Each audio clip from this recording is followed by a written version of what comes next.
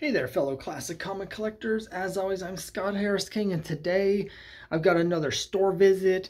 As you can see, I'm in a hotel room. It gives you the rare opportunity to see my front and my back at the same time, courtesy of that mirror. So it's got something for everybody. But most importantly, we're on the road in Pennsylvania, and I'm visiting several stores, and today we're going to focus on a store called Encounter, which is in Allentown, Pennsylvania. A really cool store. I've got a giant pile of stuff to show you, so I'm not going to talk too much about it. I'm going to jump right into the stuff, but real quick, they've got a ton of back issues. They've got Silver Age stuff. They've got Bronze Age stuff. The prices are reasonable. They have tons of dollar bins for individual issues, but they also have just tons and tons of boxes of discounted $5 trade paperbacks and graphic novels. So there's a lot of stuff cheap for reading, and I got a bunch of it. The only downside was that when I was there, they had just come back from a convention, and most of their back issues weren't out yet. They hadn't put them back out. And so I know there's a lot of like cool Silver Age stuff that I actually didn't get to see. I was able to go through a couple boxes of stuff, and there was a little bit of romance. It just wasn't anything that I was looking for, and some old Archie stuff, but they had some Golden Age stuff. So a lot of really good stuff, and I think if I had visited on a different day, I might have come back with even more stuff, including a lot of like old cool books, because they did have a lot of cool books that I could see. I just didn't have the opportunity to really dig into their main back issue section, right? But I did spend quite a bit of time in their dollar bins, and I got a bunch of stuff. So I'm going to show you all the cool stuff that I got in the dollar bins, starting with Goldie Vance. Now, longtime viewers of my channel know that I do a comic book called the Crimebusters, which is sort of my ode to teen detectives like Nancy Drew and the Hardy Boys, the Three Investigators, and I'd heard of Goldie Vance. So I was really excited to see this in the dollar bins. Now you can see this says issue 1 of 4 up there, and I think I have all of them. The only confusion is, well, you'll see. So here's 2 of 4. I really love the art style. You know, I use an art style that's very sort of Archie-esque, and this is sort of like a modern Archie sort of take. It's like Archie comics with a bit of sort of a Disney animation look to the faces and stuff like that. So it's really cool. It's got that nice retro look. Really cool back covers that I want to show you. Now, as you can see, it says 2 of 4 on the front, so that was 1 of 4. This is 2 of 4. Here's what the only slight confusion is for me. I'm not 100% sure I got the whole series, because this says number 3 on it. It doesn't say 3 of 4. It just says number 3. Now, it's possible that the first 2 issues sold so well that they decided to make it an ongoing series, and I still have like the whole first arc. I don't know. But I'm excited to read these. It looks like a lot of fun. It's exactly the sort of thing that I like. And for $1 each for the entire series, I couldn't possibly pass that up. So really excited to dig into that one. That's from Boom Studios. I see a lot of these in the dollar bins, but I don't see the ones I'm missing until today. It's Angel Love number 7. Now, I think I'm missing the special still, but other than that, I've got the whole Angel Love story. It's by Barbara Slate, and I've got a few different things by her over the years. But what's interesting, it's done in this sort of, speaking of like an Archie style, this is even a little bit sort of cartoonier, a little more idiosyncratic, but it's sort of this sort of simpler cartooning style, but telling like serious adult soap opera stories. So it ran for 8 issues. I have all the other issues. I think 8 issues. However many it was, I have them all. This is the only one I was missing from the regular run. So finally picked that up. Very excited to get that. Didn't get the whole run here, but I got 3 issues of Dark Horse's reprints of Basil Wolverton's crazy Golden Age series, Space Hawk. Space Hawk is a character that comes up a lot in like some of the public domain groups that I'm involved with online, and it's, you know, some really bizarre stories by Basil Wolverton, with some fantastic, creepy, weird artwork. You know, again, for $1 each for this collection. I got issues 1, 2, and 4. They didn't have issue 3, but I got the rest of them.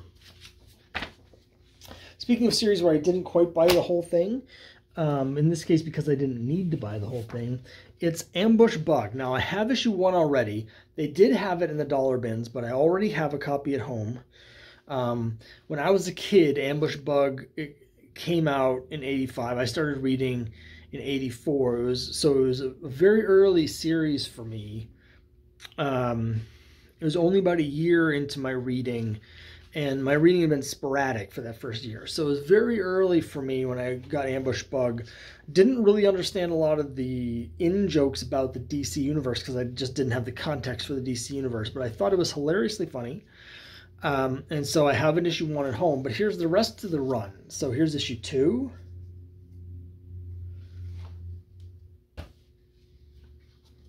Issue 3.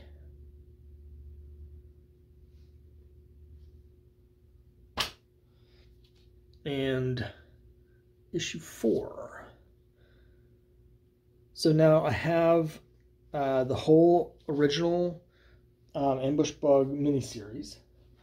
And I also had got out of the dollar bin the 1986 Ambush Bug Stocking Stuffer Christmas Special.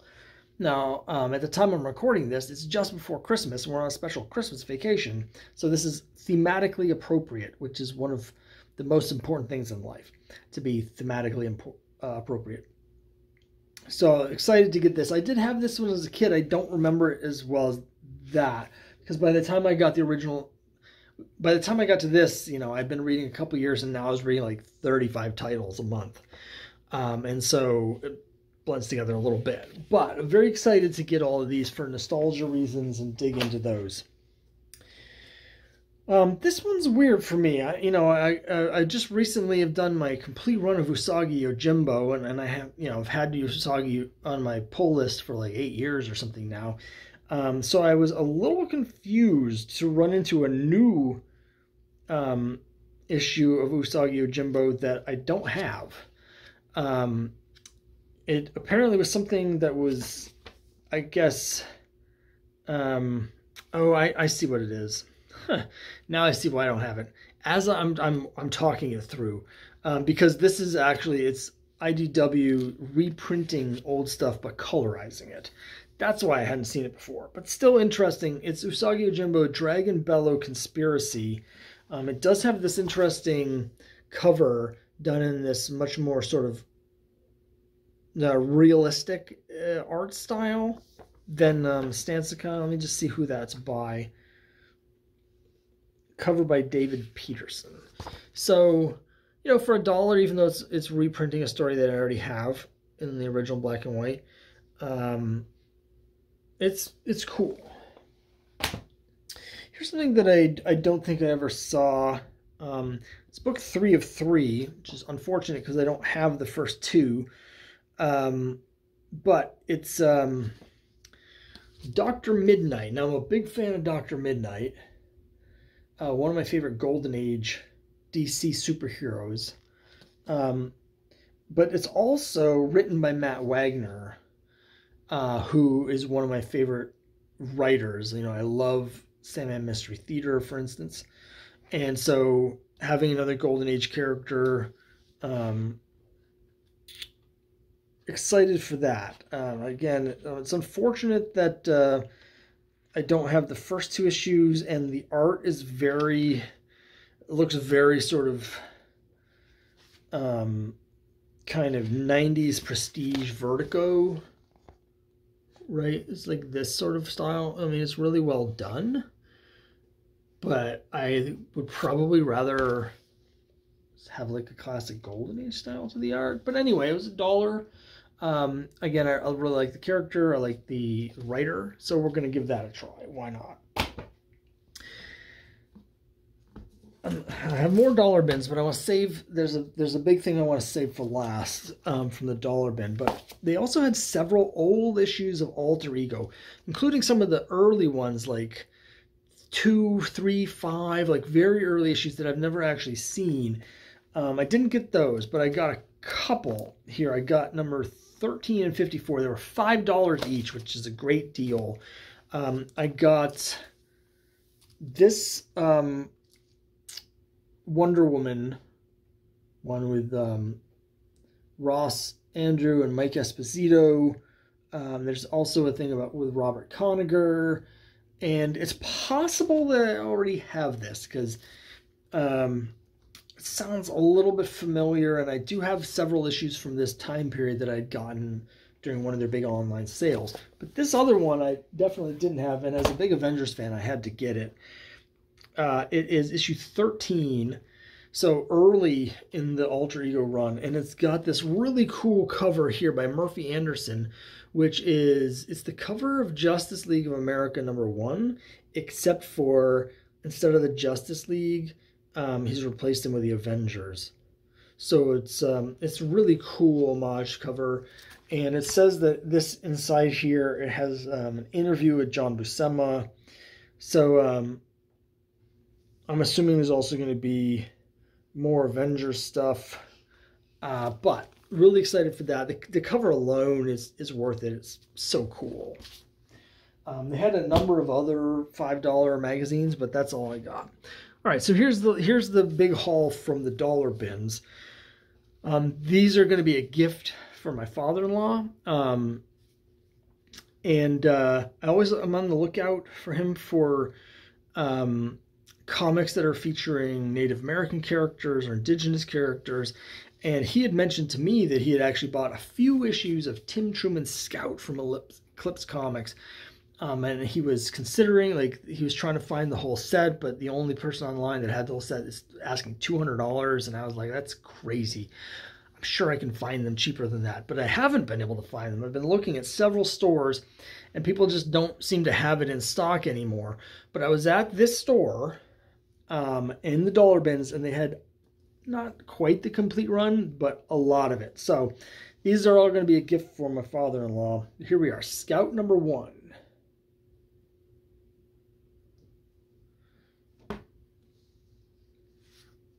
Number 2.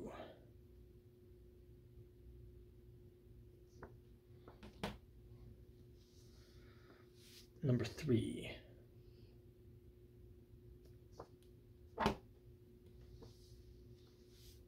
Four.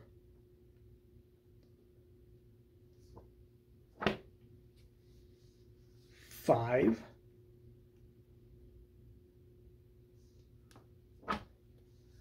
6.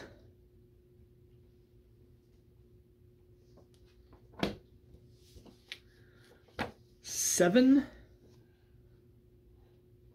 It's interesting that the backup story in here is Fashion in Action, which I'm guessing is about a fashion model who is also some kind of action star.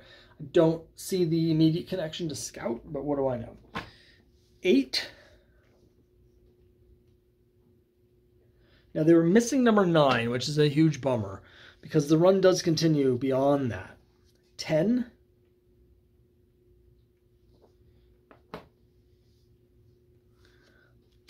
11.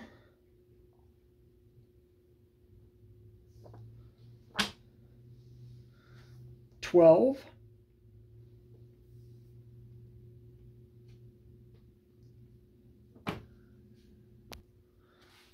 13.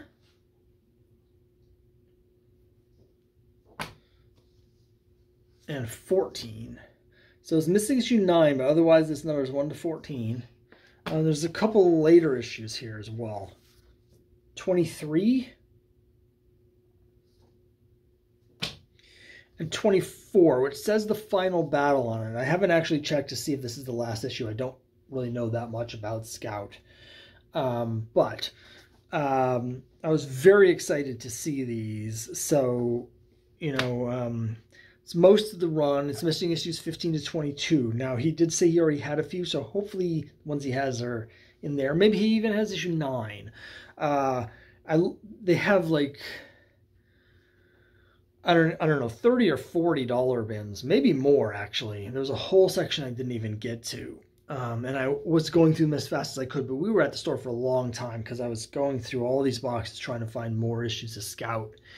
And these were all the ones that I could find, but I was so excited to get these. So those are all going to my father-in-law. Very excited to be able to give those to him. So that's it for this time. It's a really great store. It's not nearly the only store in Allentown, though. We've got a previous video, or I don't know what order these are viewing in. I have another video about 2 other stores in the area, one in Bethlehem, one in Allentown. And then there was a couple more stores, just stores north of Bethlehem we didn't get to. And there was another store in Allentown that was closed the day we were there. So there's a bunch of comic stores within just like 15, 20 minutes of each other, all in this big clump. And we did get to 3 of them. And again, I've got 2 of them in a different video. But this was sort of the best of that area that we were able to see. So really good store. Definitely recommend checking it out. So let me know what you think down below, and I'll see you next time.